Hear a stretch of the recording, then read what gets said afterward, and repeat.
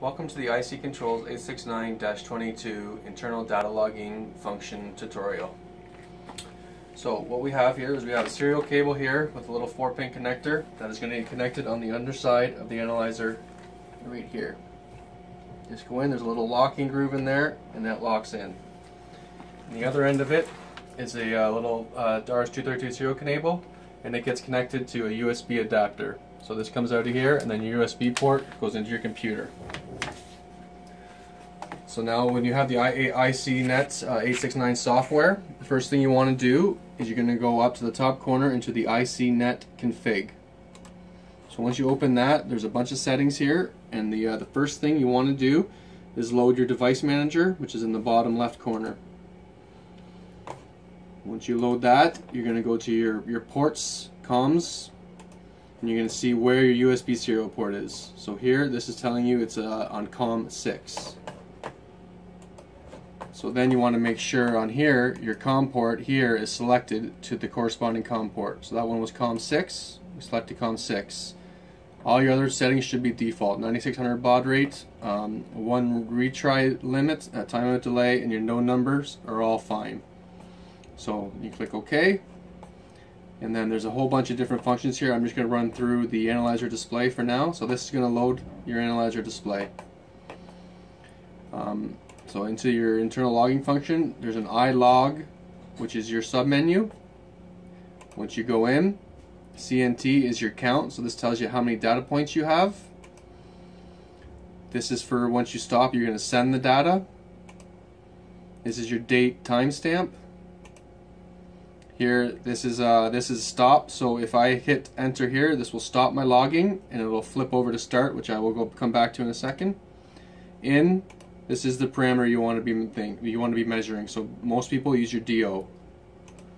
Go back and down, your frequency. So this is where how long you want to take a data point. It can be anywhere from 1 to 9,999 seconds. Typically, most people like to set up at once every 10 minutes, which is 600 seconds.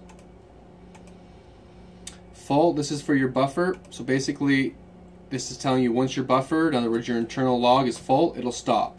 You can change this to continuous if you want, and it will overwrite your oldest data point with the newest data point. The analyzer can hold 771 data points. And we're back to count.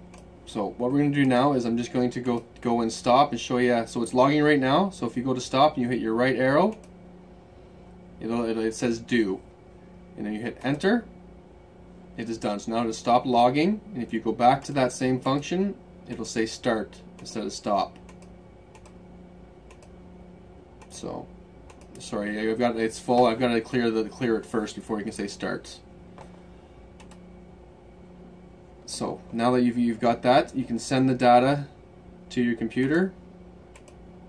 There's 2 ways you can do that.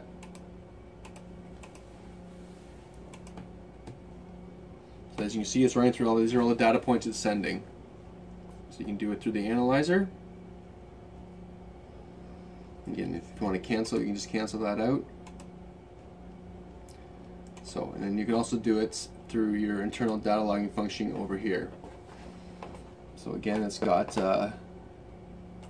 you download data from the analyzer right here, and there's all your data points. It's all date and time stamped.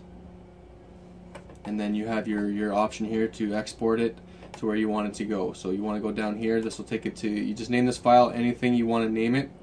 And then you're going to copy to your clipboard or save the data to file. So either way, you want to save the data to file, and then you would say yes if there's an existing file, or no. So I'm not going to overwrite this, but that's the gist of it. And then you can export it into an Excel spreadsheet to graph everything. And then one last thing I'd like to show too is I'm going to exit this and then reload it, just because it did not show you how to scan to see if there's a network connection. So we're going to reload it. Again, back to COM 6. You go to the analyzer display.